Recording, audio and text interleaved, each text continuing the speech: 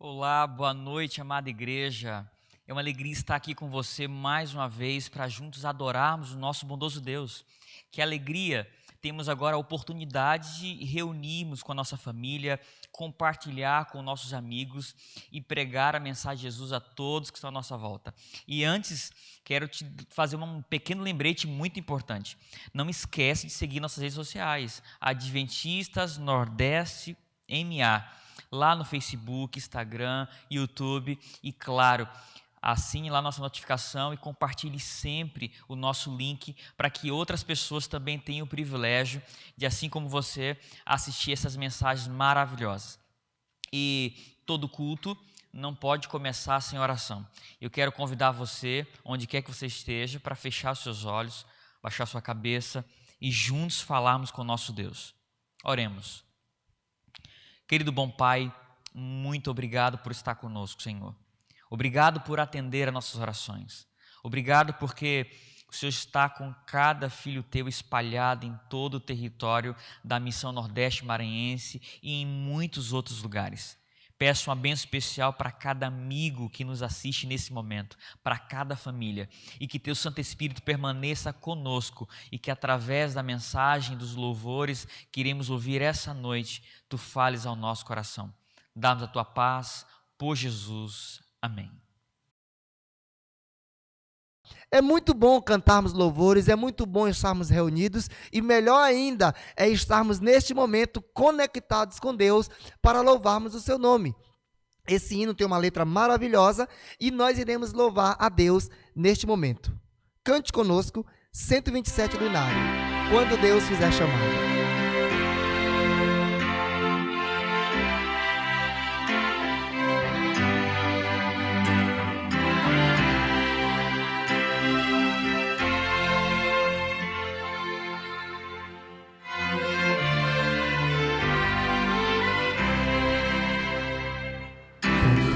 Fizer chamada para os santos seus reunir, estaremos lá perante o lindo mar. Quando Cristo aqui descer e para a glória os conduzir, que feliz a união teremos lá no lar. Quero ver você cantando na sua casa. Solte sua voz e louve a Deus com toda a força, com toda a alegria, com todo entusiasmo. E os salvos seus buscar, que louvor, vitória, que feliz é a união teremos lá no lar. Quando o anjo do Senhor disser que tempo não há mais e a feliz eternidade começar, e passados para sempre desta vida os tristes as, que feliz a união teremos lá no... Agora eu quero ver as mulheres de força cantando, as mulheres. Só quem é mulher vai cantar agora. Você que é mulher está conectada, louve a Deus. Agora eu quero ouvir os homens soltando a voz. Que louvor, vitória.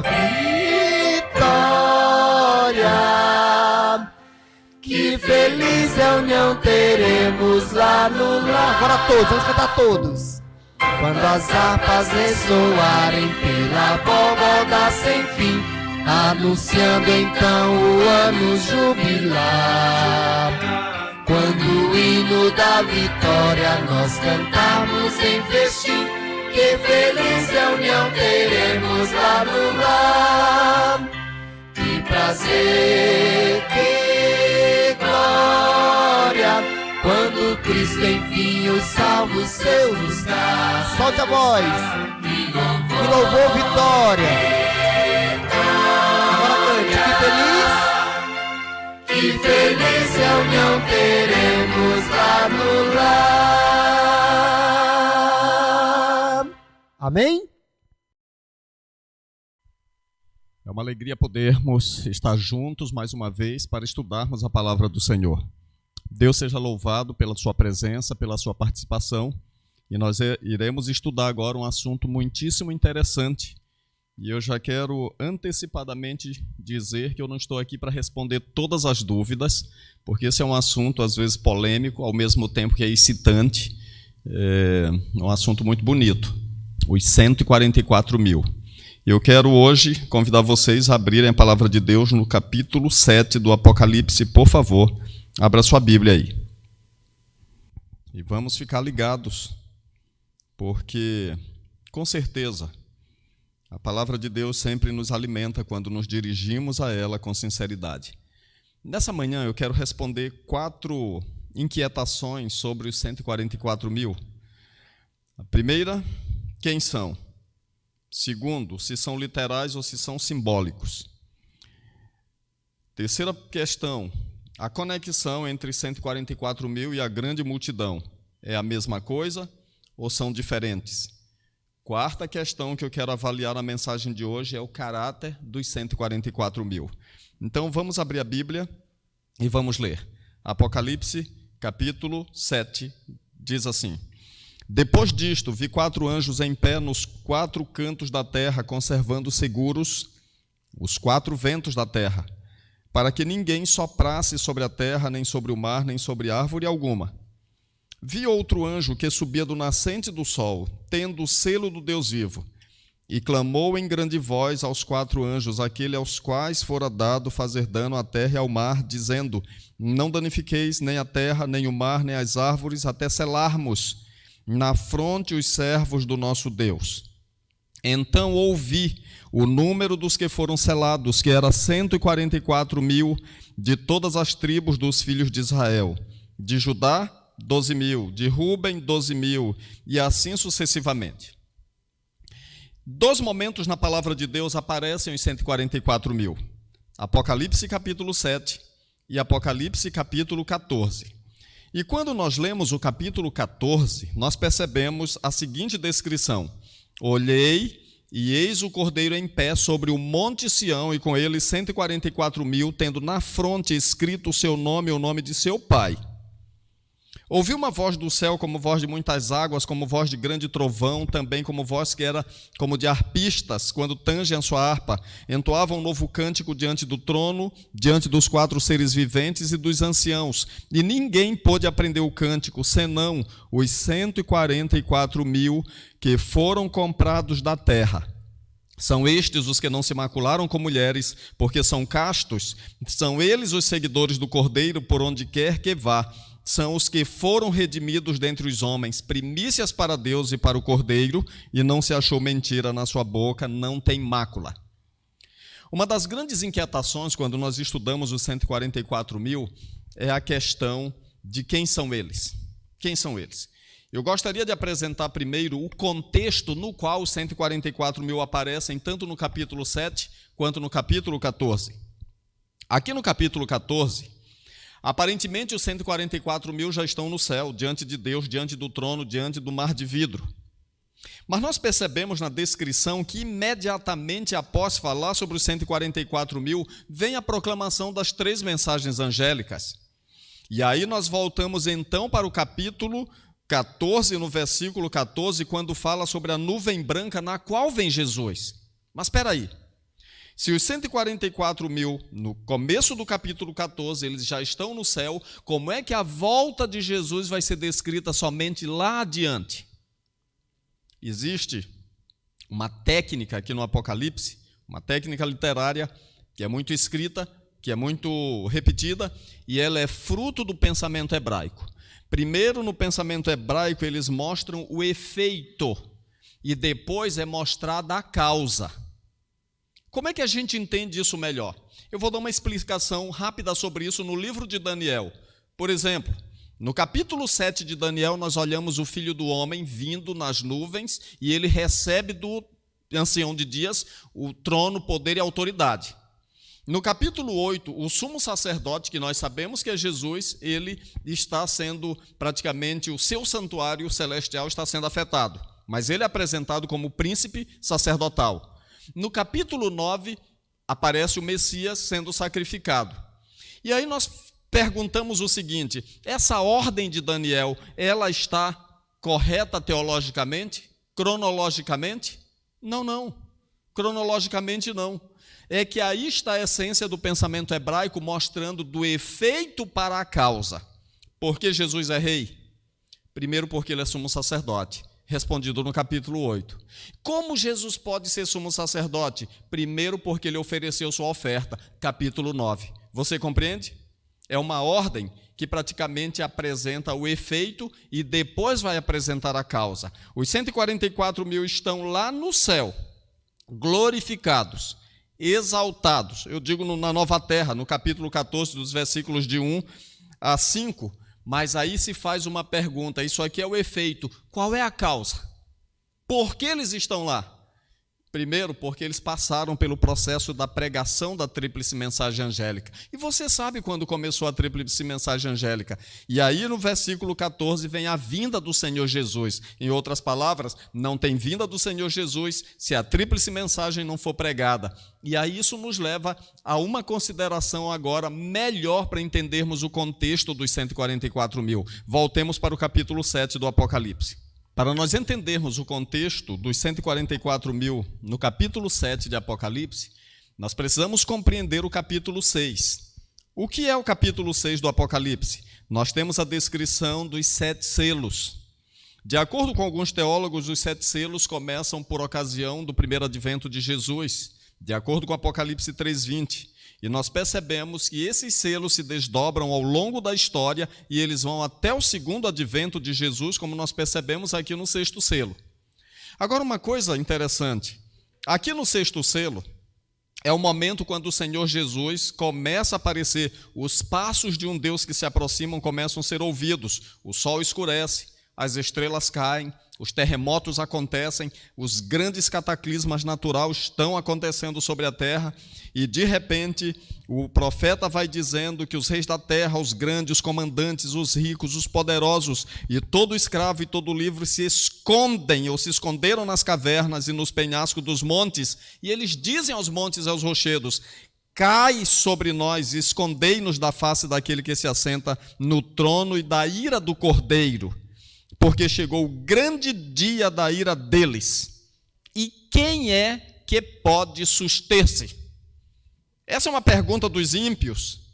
Praticamente quando estão vendo a vinda do Senhor Jesus, e eles estão vendo uma glória refulgente, majestosa, e eles fazem então essa pergunta que é crucial para entendermos o capítulo 7. Quem é que pode suster-se diante da ira do Cordeiro?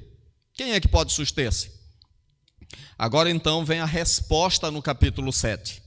O capítulo 7 do Apocalipse, ele é conhecido na teologia como um interlúdio. O que é um interlúdio? É um parêntese. É um parêntese. Por exemplo, o capítulo 10 do Apocalipse é um interlúdio. Porque estamos indo na descrição das trombetas, de repente, na 6ª trombeta, é como se João dissesse assim: para aí um pouquinho, vamos abrir aqui um parêntese, colocar uma lupa bem grande diante dos nossos olhos, para nós vermos os eventos relacionados a esse momento aí. O capítulo 7 também é um interlúdio, quando essas pessoas fazem essa pergunta: quem é que pode suster-se diante da ira de Deus, por ocasião do segundo advento de Jesus? Aí João é como se ele tivesse parado e dito assim: vamos responder, abre um parêntese, vamos colocar uma lupa bem grande, porque eu quero apresentar para vocês o único grupo de pessoas que vai permanecer em pé por ocasião da vinda do Senhor Jesus. Quem são eles? Os 144 mil. E os 144 mil então aparecem como selados. Somente os selados poderão estar em pé por ocasião do segundo advento de Jesus Cristo. Agora, uma curiosidade muito interessante. Abra sua Bíblia em Ezequiel, no capítulo 9, para nós entendermos melhor essa teologia do selamento. A teologia do selamento. Abra sua Bíblia aí. Ezequiel capítulo 9. Ezequiel capítulo 9. O capítulo 9 de Ezequiel está dentro de um contexto muitíssimo interessante. Por quê? Porque os capítulos de 1 a 11 de Ezequiel, eles são conhecidos na teologia como o julgamento investigativo de Judá. Do capítulo 1 até o capítulo 11, nós percebemos Deus visitando Jerusalém, e ele se apresenta para Ezequiel, a carruagem de Jesus, de Deus, vem, visita o santuário, e posteriormente ele começa então a se afastar. Era o momento quando o povo iria para o cativeiro. É o julgamento de Judá. Nesse contexto de julgamento investigativo, antes que Deus abandone o templo e vá para a Babilônia juntamente com seu povo, nós temos o capítulo 9, e no capítulo 9 acontece algo muitíssimo interessante, que é o seguinte: então ouvi que gritava em alta voz, dizendo: chegai-vos, vós executores da cidade, cada um com a sua arma destruidora na mão. Eis que vinham 6 homens a caminho da porta superior, que olha para o norte, cada um com a sua arma esmagadora na mão, e entre eles certo homem vestido de linho, com estojo de escrevedor à cintura. Entraram e se puseram junto ao altar de bronze.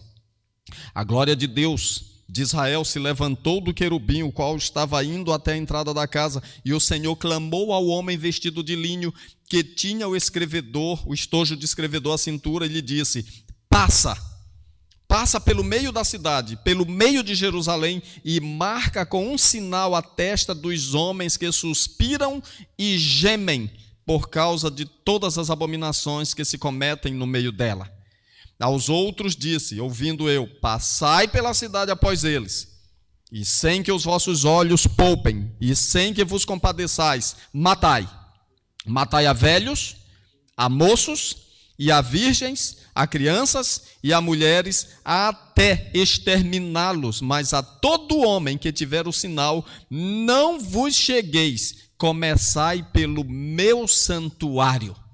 Talvez seja por causa dessa expressão, começai pelo meu santuário, que o apóstolo São Pedro posteriormente vai dizer que o juízo deve começar pela casa de Deus. O que nós percebemos em Ezequiel no contexto de julgamento investigativo? Selamento.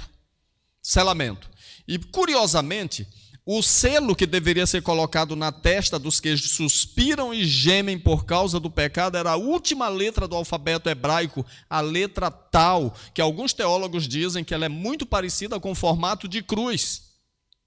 Somente os selados escapariam da morte destruidora, do juízo que viria sobre Jerusalém. Agora nós precisamos compreender que quando o Apocalipse foi escrito, o apóstolo João, ele era um hebreu. A sua mente estava cheia do Antigo Testamento. O Dr. John Paulin, que é um dos teólogos adventistas, professor na Universidade de Loma Linda, ele escreveu sua tese em 1987 sobre alusões no Apocalipse, alusões ao Antigo Testamento e a outras literaturas. E ele descobriu pelo menos 2.000 alusões no Apocalipse para os demais livros da Bíblia. Por isso que Ellen White diz no livro Atos dos Apóstolos que no Apocalipse todos os livros da Bíblia se encontram e se cumprem. Você compreende? Esta linguagem dos 144.000 relacionada ao selamento, ela é extraída do livro de Ezequiel, e uma boa parte das descrições apocalípticas vem do livro de Ezequiel também. Sabem, queridos, os 144.000 são aqueles que estão vivendo em um contexto de julgamento. Aí você já pode tirar uma conclusão. Quando começa o juízo investigativo? 22 de outubro de 1844. Então, por aí, uma pergunta já começa a ser respondida. Qual pergunta? Quem são os 144.000? Eu já mostrei no capítulo 14 sobre as mensagens angélicas. E já mostrei para vocês que eles são selados em um contexto de julgamento que estará vindo fatalmente sobre a terra. O julgamento começa em 1844. E eu mato essa questão dizendo para vocês o que Ellen White fala no Eventos Finais. Todos aqueles que morreram na fé da mensagem do terceiro anjo, eles farão parte dos 144.000. Amém? Que mensagem maravilhosa. Esse é o contexto dos 144.000. Segunda pergunta que eu quero responder agora é: os 144 mil, eles são literais ou são simbólicos?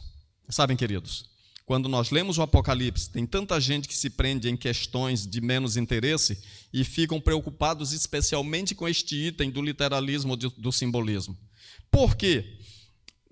Não deixa de ser uma pergunta interessante, porque se você diz que são 144 mil literal, aí a pergunta é: a salvação estaria restrita a esse número?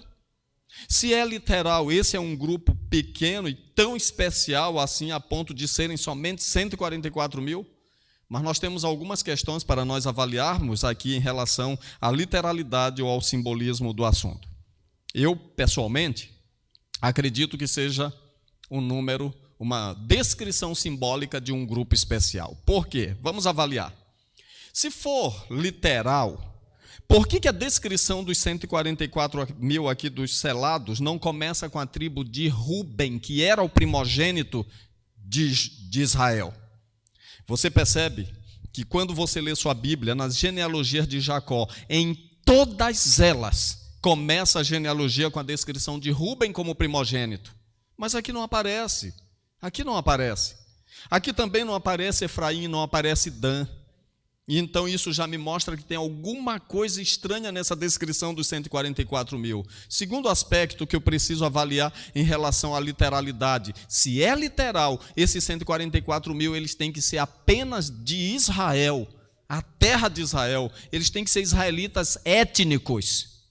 Ainda existe alguma tribo de Israel fora Judá? Não existe. Judá aqui nos 144 mil é uma das tribos, não a única.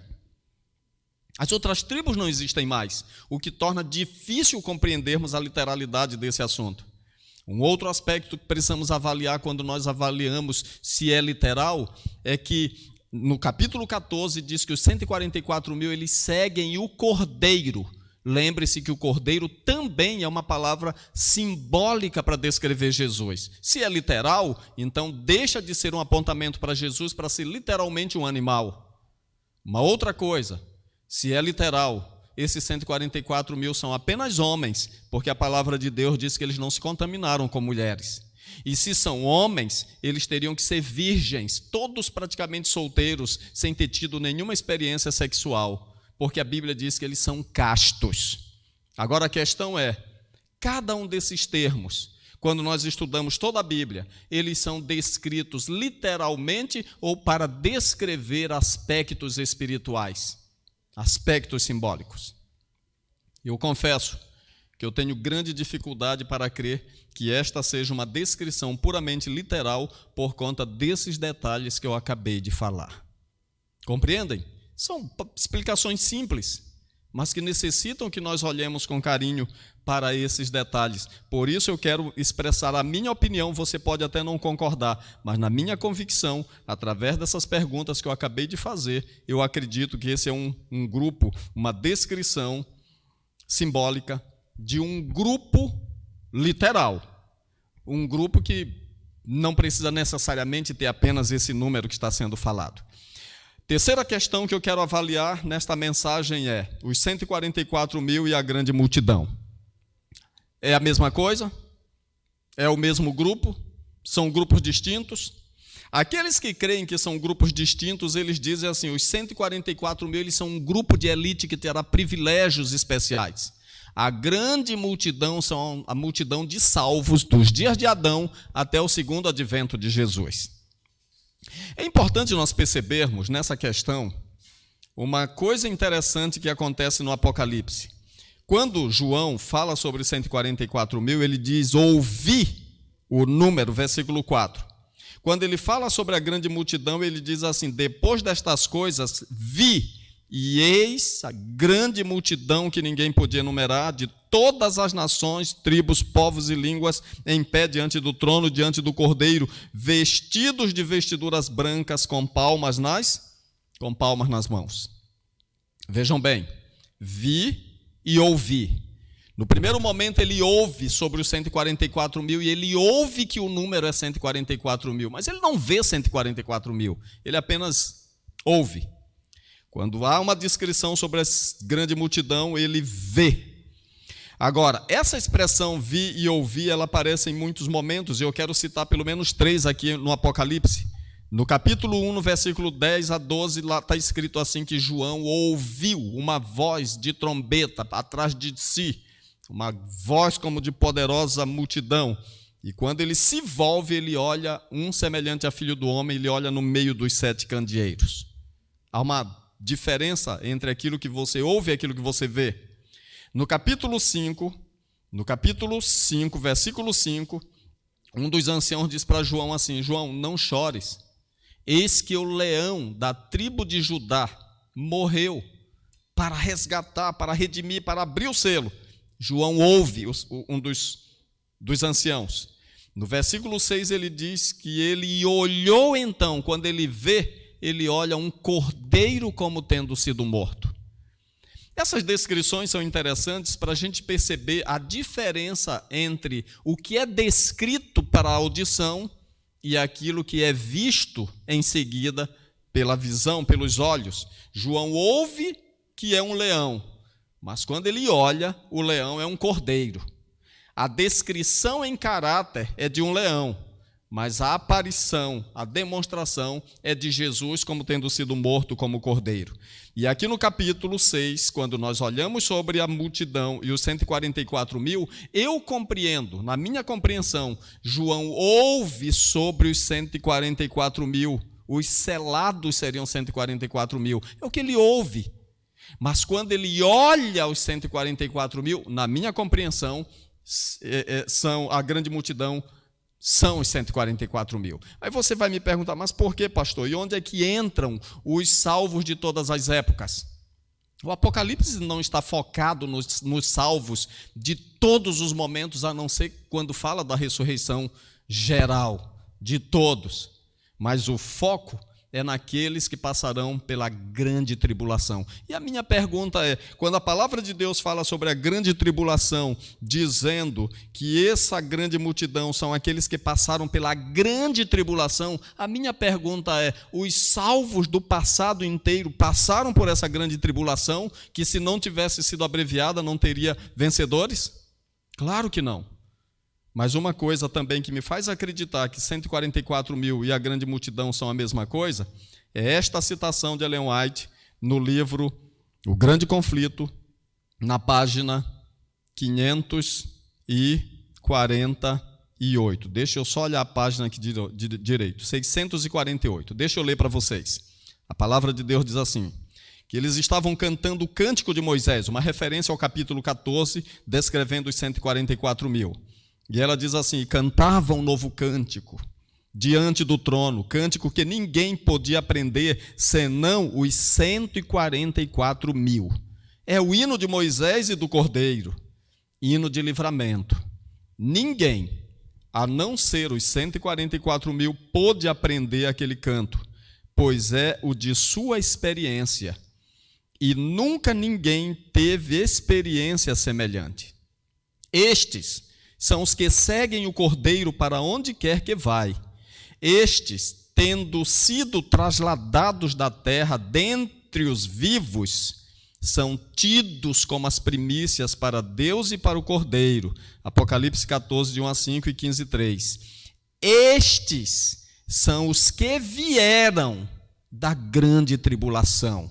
Apocalipse 7, 14. Passaram pelo tempo de angústia, tal como nunca houve desde que houve nação. Suportaram a aflição do tempo da angústia de Jacó, permaneceram sem intercessor durante o derramamento final dos juízos de Deus, mas foram livres, pois lavaram os seus vestidos e os branquearam no sangue do Cordeiro.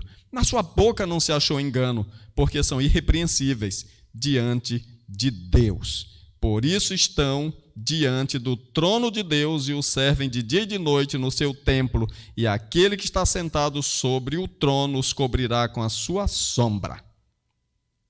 Percebem? Esses são os 144.000.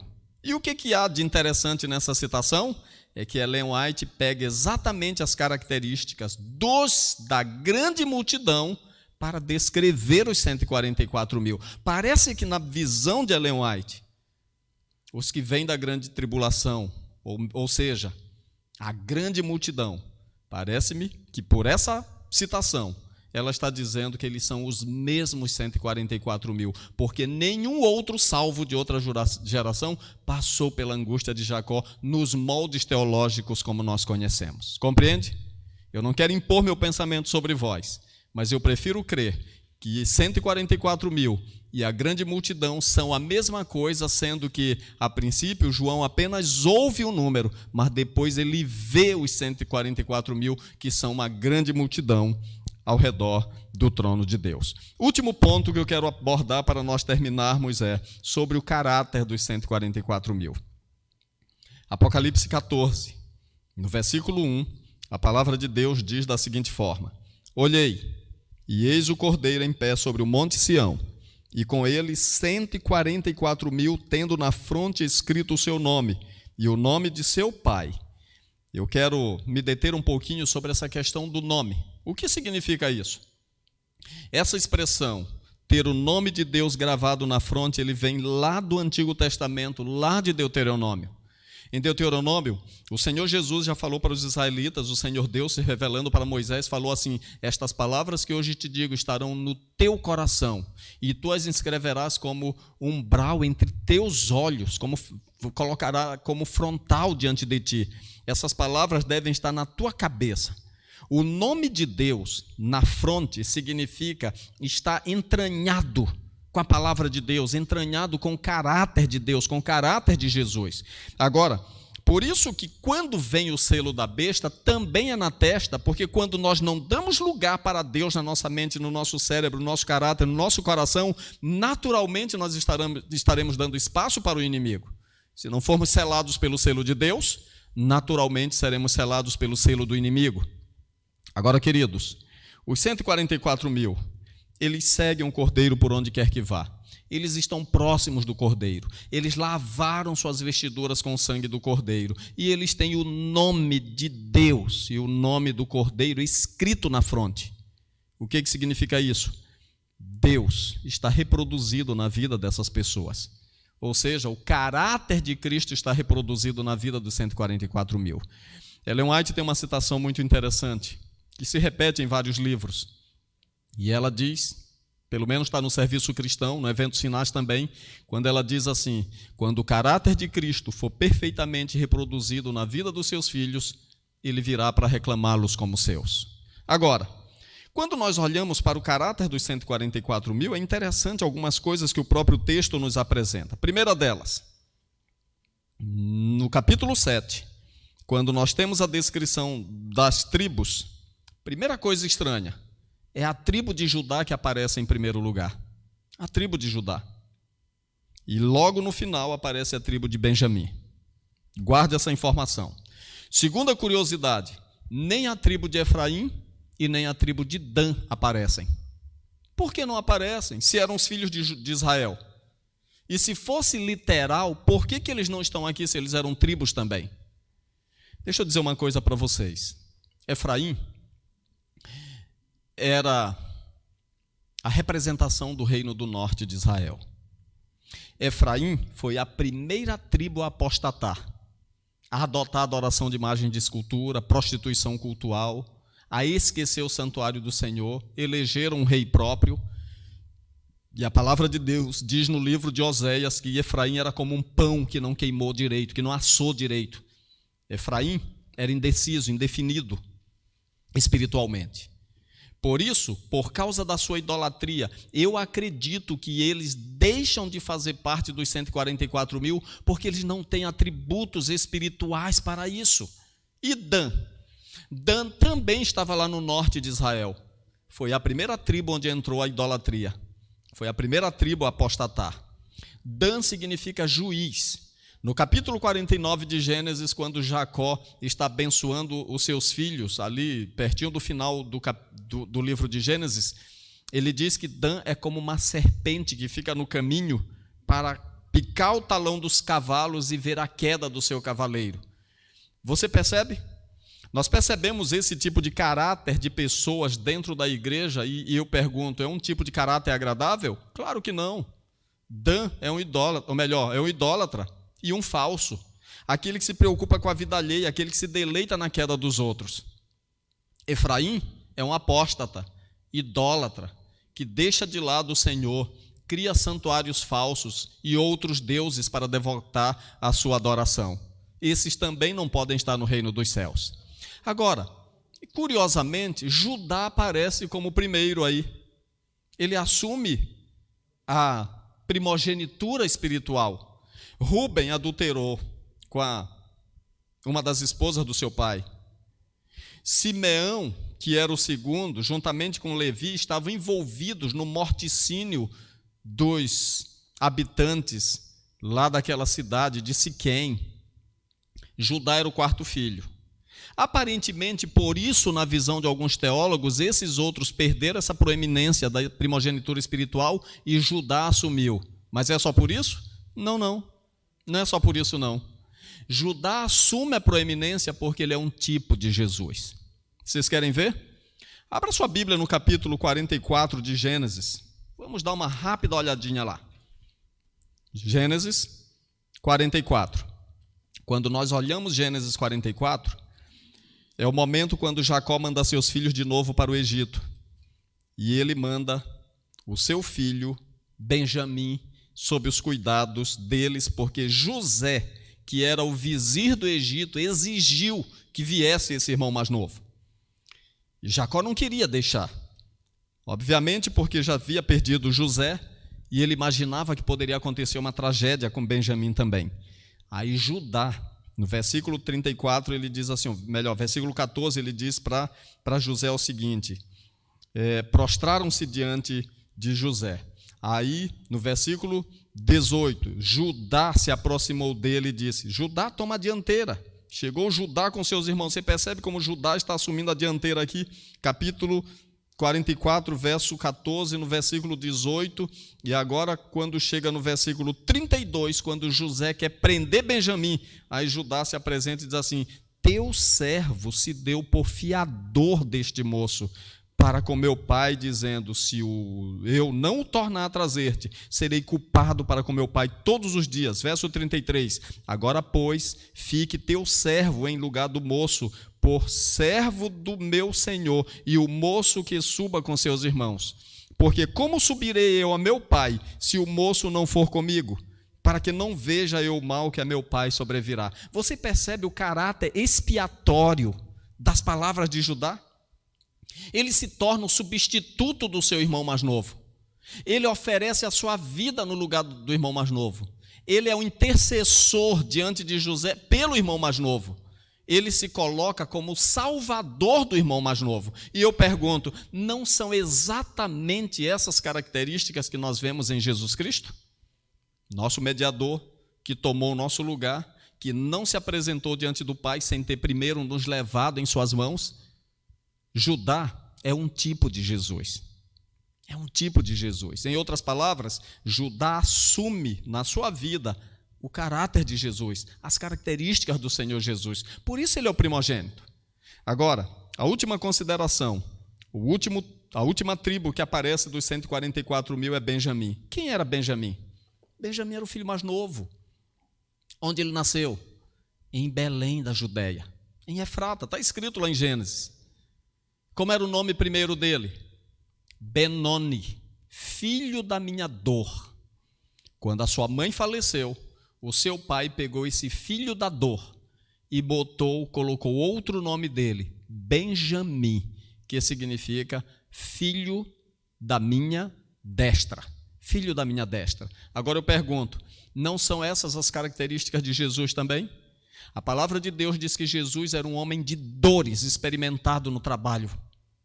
Mas a palavra de Deus, inclusive aqui no Apocalipse, apresenta Jesus também como sentado à destra de Deus. Onde Jesus nasceu?